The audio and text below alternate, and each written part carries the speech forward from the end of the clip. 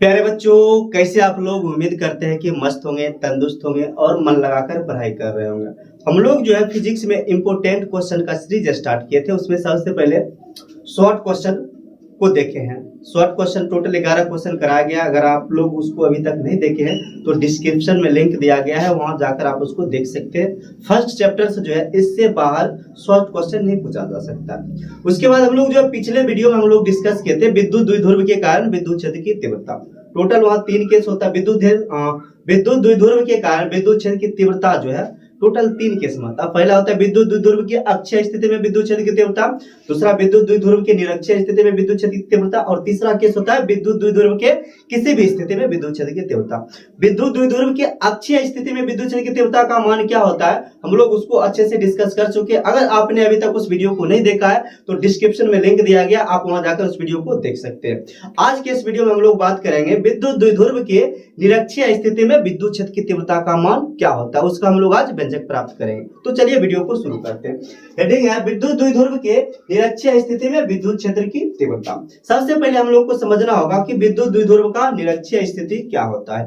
विद्युत द्विध्रुव का निरक्षीय स्थिति क्या होता है? तो विद्युत द्विध्रुव के निरक्षीय स्थिति समझने से पहले आप लोग को समझना होगा लंब समद्वि भाजक, परपेंडिकुलर बाय सेक्टर। लंब समद्वि भाजक का मतलब क्या होता है, आइए थोड़ा सा इसको समझाते हैं। मान लेते हैं एक लाइन है जो ए है बी है, एक लाइन है जो ए है बी है और इसका लेंथ जो है 2 मीटर है। कितना मीटर है? 2 मीटर है। अब इस पर क्या करेंगे, लंब डालेंगे, एक लंब डालेंगे जो इसके साथ 90 डिग्री का कोण भी बनाएगा और इसको 2 बराबर भाग में बांटेगा भी। यानी यहां से यहां तक की बात करेंगे तो 1 मीटर आ जाएगा, यहां से यहां तक की बात करेंगे तो 1 मीटर, ये भी 1 मीटर आ जाएगा। तब ये जो लाइन है इसको हम लोग बोल देंगे क्या, लंब समद्वि भाजक बोल देंगे। लंब समद्वि भाजक का मतलब आप लोग को समझ में आया होगा कि लंब समद्वि भाजक का मतलब एक ऐसा रेखा जो दिए गए रेखा पर लंब भी होता है और उसको 2 बराबर भाग में बांटता भी है। उसी रेखा को हम लोग क्या कहते हैं, लंब समद्वि भाजक कहा जाता है। तो विद्युत द्विध्रुव में जो लंब समद्वि भाजक होता है वो विद्युत द्विध्रुव को 2 भाग में बांटता भी है और उसके साथ 90 डिग्री का कोण भी बनाता है। तो अगर कोई बिंदु जो है लंब समद्वि भाजक पर स्थित होता है, अगर कोई बिंदु लंब समद्वि भाजक पर स्थित होता है तो उस बिंदु के स्थिति को विद्युत द्विध्रुव का निरक्षीय स्थिति में कहा जाता है। यहां से हम परिभाषा बना सकते हैं कि जब कोई बिंदु किसी विद्युत द्विध्रुव के लंब समद्वि भाजक पर स्थित होता है तो उस बिंदु के स्थिति को विद्युत द्विध्रुव का निरक्षीय स्थिति कहा जाता है। आइए फिगर दिया गया उसको अच्छा से समझते हैं। एक विद्युत द्विध्रुव ए बी लिए है जो -q चार्ज और +q चार्ज से मिलकर बना हुआ है और इस विद्युत द्विध्रुव पर हम जो MO लंब डाले हैं जो इस विद्युत द्विध्रुव को 2 भाग में बांटता भी है। यानी यहां से यहां तक का डिस्टेंस L है और यहां से यहां तक का डिस्टेंस L है, दोनों क्या है, इक्वल है। और ये जो लंब समद्वि भाजक है इसके साथ कितना कोण बना रहा है, 90 डिग्री का कोण बना रहा है। इस विद्युत द्विध्रुव के केंद्र से, ये जो सेंटर है इसका O, इसके केंद्र से r दूरी पर एक बिंदु हम लिए हैं M। इस बिंदु M पर हमको जो है विद्युत क्षेत्र की तीव्रता का मान ज्ञात करना है। अब विद्युत द्विध्रुव में 2 चार्ज होता है, एक -q चार्ज होता है, एक +q चार्ज होता है। तो बिंदु M पर जो है विद्युत क्षेत्र की तीव्रता 2 चार्ज के कारण होगा, एक -q चार्ज के कारण होगा, एक +q चार्ज के कारण होगा। तो +q चार्ज के कारण जो विद्युत क्षेत्र की तीव्रता है उसको हम E1 मान लिए हैं और -q चार्ज के कारण जो विद्युत क्षेत्र की तीव्रता है उसको E2 वेक्टर मान लिए। आप लोग को हम बताए थे कि धनावेश के कारण विद्युत क्षेत्र की तीव्रता की दिशा जो है बाहर की तरफ होती है और ऋणावेश के कारण विद्युत क्षेत्र की तीव्रता की दिशा अंदर की तरफ होती है। वही बात यहाँ दिखाया गया, ये +q चार्ज है तो इसके कारण विद्युत क्षेत्र की तीव्रता जो है बाहर की तरफ होगा। तो E1 का जो एरो दिखा है इसका डायरेक्शन किधर है, बाहर की तरफ है। उसके बाद आप लोग ये भी बताए थे कि अगर चार्ज ऋणावेश है तो उसके कारण विद्युत क्षेत्र की तीव्रता अंदर की तरफ होता है। तो -q आवेश के कारण विद्युत क्षेत्र की तीव्रता का जो एरो डायग्राम दिखा है वो किधर है, नीचे की तरफ है। अब एक वेक्टर E1 आ गया, एक वेक्टर E2 आ गया। हम लोग क्या करेंगे, इस वेक्टर E1 और E2 का अलग अलग वैल्यू निकाल देंगे, फिर उसका रिजल्टेंट वेक्टर निकाल देंगे। जो रिजल्टेंट वेक्टर निकल के आएगा वही इस विद्युत द्विध्रुव की निरक्षीय स्थिति में विद्युत क्षेत्र की तीव्रता का मान आ जाएगा। अगर इस फिगर को हम ध्यान से देखें तो ये फिगर हमको जो है सिमेट्रिक दिख रहा है, सममित दिख रहा है। अगर ये एंगल थीटा तो ये भी एंगल कितना होगा, थीटा होगा। तो अगर ये कोण जो थीटा है, तो ये वाला कोण हमारा क्या हो जाएगा, ये थीटा हो जाएगा, समांतर रेखा से करस्पॉन्डिंग एंगल हो जाएगा। अगर ये कोण थीटा है, ये भी एंगल कितना हो जाएगा, थीटा हो जाएगा। अगर इस टोटल एंगल की बात करें तो टोटल एंगल कितना हो जाएगा, 2 थीटा हो जाएगा। यानी E1 वेक्टर और E2 वेक्टर के बीच का जो कोण होगा वो कितना हो जाएगा, 2 थीटा हो जाएगा। अब दो सदिश है, एक E1 है एक E2 है, एक E1 है एक E2 है, इसके बीच का कोण मालूम है, E1 का परिमाण निकाल सकते हैं, E2 का परिमाण निकाल सकते हैं, तो वहां से उसका रिजल्टेंट वेक्टर क्या होगा वो भी हम निकाल सकते हैं। एक बात अब यहां ध्यान दीजिएगा कि E1 और E2 ये दोनों जो है टेल से टेल मिला, तो इसका जो परिणामी सदिश होगा इसके उभयनिष्ठ शीर्ष से गुजरेगा। E जो है, ये लाइन जो है, ये एरो जो दिख रहा है, ये इसके परिणामी सदिश को दिखा रहा है E नेट।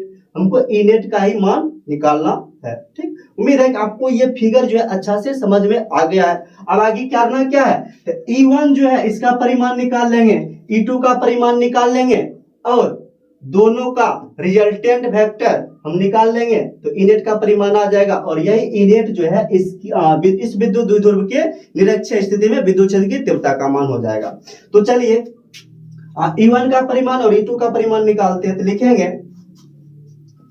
प्लस Q आवेश के कारण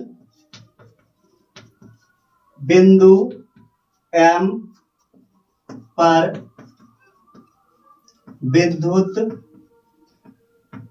क्षेत्र की तीव्रता। प्लस क्यू आवेश के कारण बिंदु M पर विद्युत क्षेत्र की तीव्रता, प्लस क्यू आवेश के कारण बिंदु M पर विद्युत क्षेत्र की तीव्रता क्या है, E1 है। E1 का हमको मॉड निकालना है, तो लिखेंगे E1 का मॉड इज इक्वल टू, आप लोग को हम बताए थे कि बिंदु आवेश के कारण विद्युत क्षेत्र की तीव्रता निकालने का फॉर्मूला क्या होता है। तो बिंदु आवेश के कारण विद्युत क्षेत्र की तीव्रता निकालने का फॉर्मूला होता है 1/4πε0 Q/r²। तो ये जो चार्ज है Q, इससे इस पॉइंट का डिस्टेंस कितना होगा, ये डिस्टेंस सबसे पहले निकाल लेंगे, फिर उसके बाद हम लोग फॉर्मूला लगा के विद्युत क्षेत्र की तीव्रता का मान निकाल सकते हैं। यहां से ये डिस्टेंस जो है L है और ये डिस्टेंस R है और ये एंगल जो है 90 डिग्री है। तो पाइथागोरस प्रमेय लगाकर हम इसका मान निकाल सकते हैं। तो पाइथागोरस प्रमेय लगाएंगे, क्या होगा, अंडर रूट जो है R² जोड़ L², इसका मान आ जाएगा B से M तक का मान आ जाएगा। यानी चार्ज Q से बिंदु M के बीच की दूरी कितना आ जाएगा, अंडर रूट L² जोड़ R² आ जाएगा। हम लोग फॉर्मूला लगा देंगे। फॉर्मूला क्या होता है, तो फॉर्मूला होता है इसका 1/4πε0 Q/r² होता है। R की जगह पर क्या लिखेंगे, तो B M का स्क्वायर लिख देंगे। क्या लिख देंगे, B M का स्क्वायर लिख देंगे। उसके बाद E1 का magnitude is equal to 1/4πε0 into Q upon Bm का वैल्यू कितना है, तो Bm का वैल्यू है under root R² plus L²। तो Bm की जगह पर हम लिख देंगे अंडर रूट R² जोड़ L² का स्क्वायर हो जाएगा। अगर इसका स्क्वायर करेंगे तो ये रूट गायब हो जाएगा, तो यहां से हम इसको ये लिख सकते हैं कि E1 का mod is equal to 1/4πε0 into Q upon R² जोड़ L²। इसको बोल देते हैं समीकरण 1 बोल देते हैं। इसी प्रकार ये जो माइनस Q चार्ज है, इसके कारण विद्युत क्षेत्र की तीव्रता का मान अर्थात E2 का मान क्या होगा, इसको भी हम लोग निकाल सकते हैं। तो आगे लिखेंगे माइनस Q आवेश के कारण बिंदु M पर विद्युत क्षेत्र की तीव्रता क्या हो जाएगा, E2 का मॉड। इसमें डायरेक्ट हम लिख देंगे 1/4πε0। इस चार्ज का वैल्यू क्या होगा, तो इसका सिर्फ हमको मैग्नीट्यूड लेना है, तो मैग्नीट्यूड लेंगे तो ये Q आ जाएगा, ये हो जाएगा Q बटा R। R की जगह पर क्या आ जाएगा, यहाँ पर R की जगह पर डिस्टेंस होगा, डिस्टेंस A से M तक का डिस्टेंस, और A से M तक का डिस्टेंस भी निकालेंगे तो वही आ जाएगा अंडर रूट R² जो L²। क्यों आएगा, क्योंकि ये डिस्टेंस R है और ये डिस्टेंस L है, बीच का एंगल 90 डिग्री है। तो पाइथागोरस प्रमेय लगाएंगे, इसका कर्ण निकल जाएगा, कर्ण का मान होगा अंडर रूट आर स्क्वायर जोड़ एल स्क्वायर हो जाएगा। तो इसके जगह पर हम लिख सकते हैं अंडर रूट आर स्क्वायर जोड़ एल स्क्वायर। ठीक, आप लोग को जो है यहां तक समझ में आ गया होगा। आप लोग इसका स्क्रीनशॉट ले लीजिए, फिर इससे आगे हम लोग बढ़ते हैं।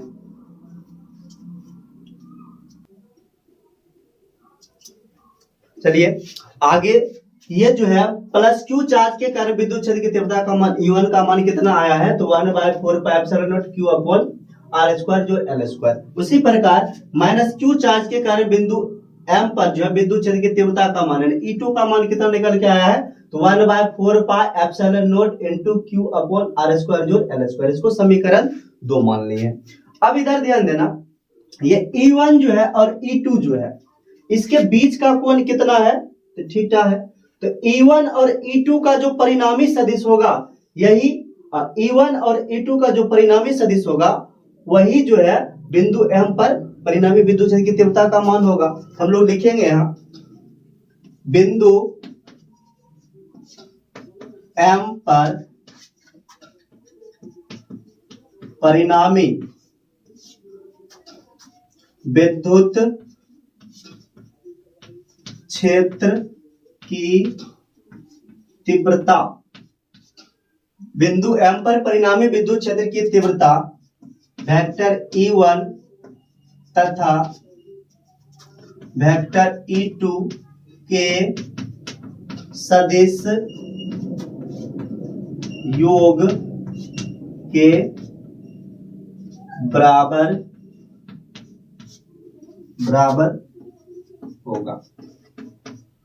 यानी बिंदु M पर जो है परिणामी तीव्रता क्या होगा, E1 और E2 के सदिश योग के बराबर होगा। तो E1 और E2 का मान हम लोग निकाल चुके हैं, यानी यहां से आएगा E1 vector plus E2 vector का मॉड बराबर जो हो जाएगा ये E नेट का मॉड हो जाएगा। अब आप लोग 11th में पढ़े होंगे, अगर दो सदिश है उसके बीच का कोण दिया है, उसका परिमाण दिया है, तो उसके परिणामी सदिश का परिमाण निकालने का फॉर्मूला होता है under root A square plus B square plus 2ab cos theta होता है। A square plus B square plus 2ab cos theta होता है। वही बात यहाँ E1 और E2 का जो परिणामी सदिश है क्या है, E नेट है।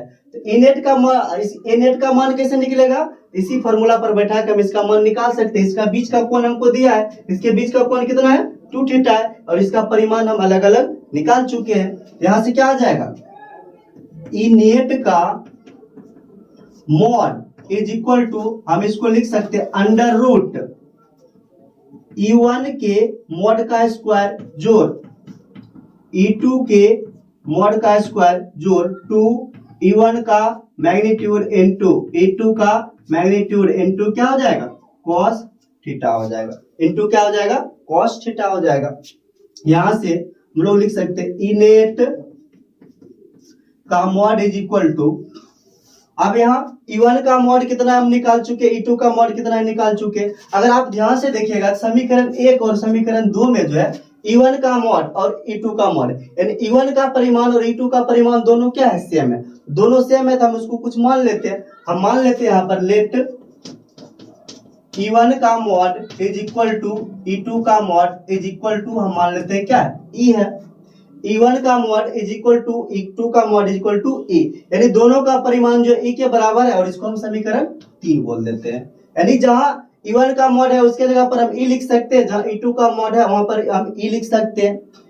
तो यहां से क्या हो जाएगा, E1 के मॉड को हम क्या माने, E, तो ये क्या हो जाएगा E का स्क्वायर प्लस E2 का मॉड भी क्या है, E है, ये हो जाएगा E का स्क्वायर प्लस 2 E1 का मॉड। E1 का मॉड को क्या माने हैं, हम E माने, ये क्या हो जाएगा E इनटू ये क्या हो जाएगा E, और cos थीटा, थीटा का वैल्यू कितना होगा, E1 और E2 के बीच का कोण कितना है, तो E1 और E2 के बीच का कोण कितना है, 2 थीटा है। तो थीटा की जगह पर हम लोग क्या लिख देंगे, 2 थीटा लिख देंगे। तो ये क्या हो जाएगा cos 2 थीटा हो जाएगा। आगे इसको सॉल्व करेंगे, ये आएगा E नेट का परिमाण इज इक्वल टू E1 का स्क्वायर प्लस E1 का स्क्वायर, ये हो जाएगा 2E का square plus E into E square हो जाएगा, तो हो जाएगा 2E स्क्वायर cos 2 थीटा हो जाएगा।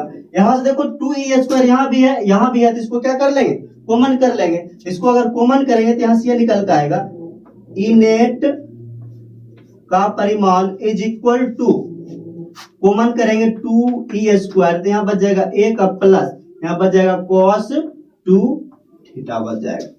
यहाँ तक आप लोग को जो है समझ में आ गया होगा। आप लोग इसका स्क्रीनशॉट ले लीजिए, फिर हम लोग जो है आगे इसको बढ़ाते हैं।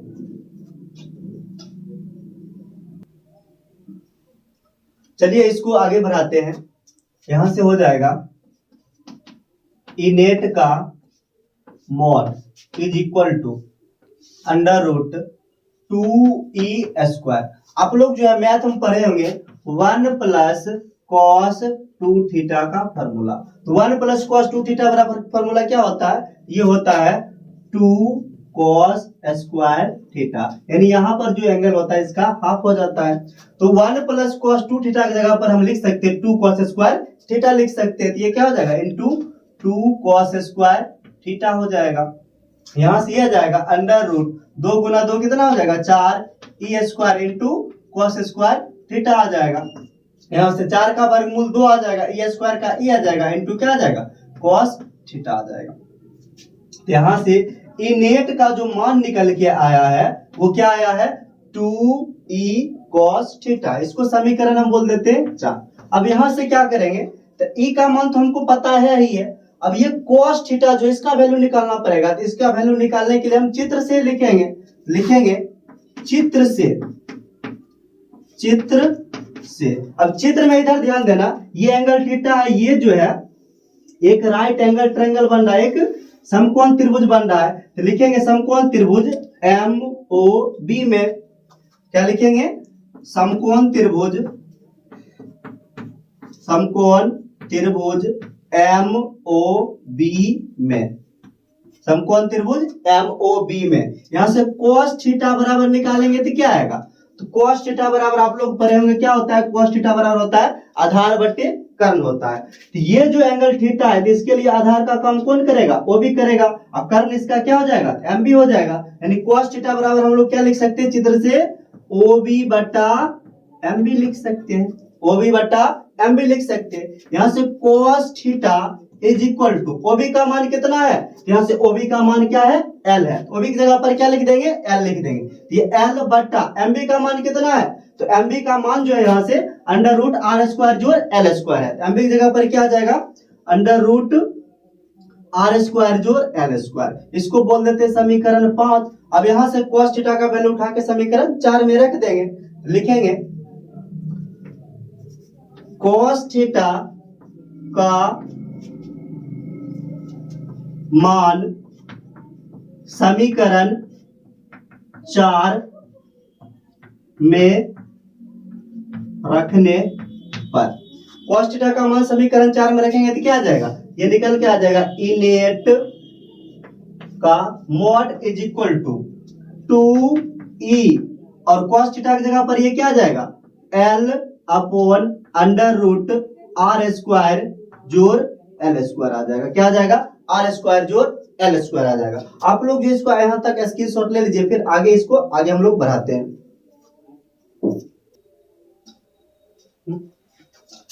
यहां से इसको आगे सॉल्व करेंगे तो क्या आएगा? यहां से आएगा इनेट का mod is equal to 2 into E का वैल्यू, हम लोग ई का वैल्यू निकाल चुके हैं। ई बराबर क्या था? E1 का magnitude is equal to E2 का मैग्नीट्यूड इज इक्वल टू ई था। और E1 का मैग्नीट्यूड हम लोग कितना निकाले थे? ये था 1/4πε0 Q अपॉन r² जोड़ L²। तो जहां ई है तो उसके जगह पर हम ये लिख सकते हैं। तो लिखेंगे तो क्या आएगा? ये हो जाएगा 1/4πε0 Q बटा r² जोड़ L² इनटू, यहां से एक और चीज क्या है? तो ये L अपॉन √ जो है r² जोड़ L² है। अब इसको अरेंजमेंट हम लोग कर लेते हैं। इसको हम ऐसे लिख सकते हैं 1/4πε0, इसको साइड कर लिए। ये जो 2 है, 2 को हम L के साथ लिख सकते हैं। हम इसको ऐसे लिख सकते हैं Q इंटू 2 का गुना L के साथ कर देंगे, क्या आ जाएगा? 2L हो जाएगा बटा, अब यहां क्या है? तो आर स्क्वायर जोड़ एल स्क्वायर है, इसका पावर 1 है। यहाँ क्या आर स्क्वायर जोड़ एल स्क्वायर, रूट का मतलब पावर 1/2 होता है। यहाँ पावर 1 है, यहाँ पावर 1/2 है, तो 1 में 1/2 को अगर जोड़ेंगे तो ये क्या आ जाएगा 3/2 आ जाएगा। यानी यहाँ से इसको अगर हल करेंगे तो इसका वैल्यू क्या आ जाएगा R square plus L square की घात 3/2 आ जाएगा। फिर आगे इसको लिखेंगे 1/4 पाई एप्सिलॉन नॉट। आप लोग को बताए थे कि P बराबर एक फॉर्मूला होता है Q इंटू 2L, यानी Q इंटू 2L जो है उसको P लिख सकते हैं। P क्या है विद्युत द्विध्रुव आघूर्ण है, तो जहां Q इंटू 2L है वहां हम क्या लिख सकते हैं P लिख सकते हैं। तो ये क्या हो जाएगा P अपॉन आर स्क्वायर जोड़ एल स्क्वायर की घात 3/2 आ जाएगा। यानी यहां से अब मेरे पास क्या आ गया 1/4 pi epsilon naught P upon R square जोड़ एल स्क्वायर की घात 3/2 है। अब इधर ध्यान दीजिएगा कि ये 2L जो है ये क्या है बहुत ही कम दूरी होता है। 2L क्या है बहुत ही कम दूरी होता है, तो L जो है उससे भी क्या होगा बहुत कम हो जाएगा। अगर 2L कम है तो L उससे भी कम होगा। यहाँ पर ये L जो है इस R के कंपैरिजन में क्या है बहुत ही छोटा है। हम यहाँ पर क्या लिखेंगे चूंकि L जो है वेरी वेरी लेस देन क्या है R है, L जो है R से बहुत ही छोटा है, तो L स्क्वायर जो होगा ये लगभग क्या हो जाएगा टेंडिंग टू 0। L स्क्वायर क्या होगा और छोटा आएगा, और छोटा आएगा तो उसको हम लोग बोल सकते हैं टेंडिंग टू 0 है। हम इसको इस टाइप से लिख सकते हैं कि 1/4 pi epsilon naught P upon ये L टेंडिंग टू 0 है, तो हम लोग इसको क्या करेंगे 0 बना देंगे। तो 0 बना देंगे तो ये क्या आ जाएगा आर स्क्वायर की घात 3/2 आ जाएगा। एल स्क्वायर को जब 0 बनाएंगे तो ये क्या आ जाएगा P अपॉन आर स्क्वायर की घात 3/2। ये 2 से 2 ये खत्म हो जाएगा, यहां से क्या निकल के आएगा 1/4 पाई एप्सिलॉन नॉट। अब P अपॉन गुना करेंगे तो ये क्या आएगा आर क्यू आ जाएगा। यानी यहां से इनेट का वैल्यू क्या आ गया, इनेट का वैल्यू जो आ गया है ये आ गया है 1/4 pi epsilon naught P upon R cube. यानी विद्युत द्विध्रुव के निरक्षीय स्थिति में विद्युत क्षेत्र की तीव्रता का मान क्या होता है, तो विद्युत द्विध्रुव के निरक्षीय स्थिति में विद्युत क्षेत्र की तीव्रता का मान जो है 1/4 pi epsilon naught P upon R cube. P upon क्या होता है आर क्यू होता है, जहां P क्या है तो विद्युत द्विध्रुव आघूर्ण है, R क्या है तो विद्युत द्विध्रुव के केंद्र से परीक्षण बिंदु के बीच की दूरी है। उम्मीद है कि आप लोग को ये जो है अच्छा से समझ में आ गया होगा। वहीं पर रुको।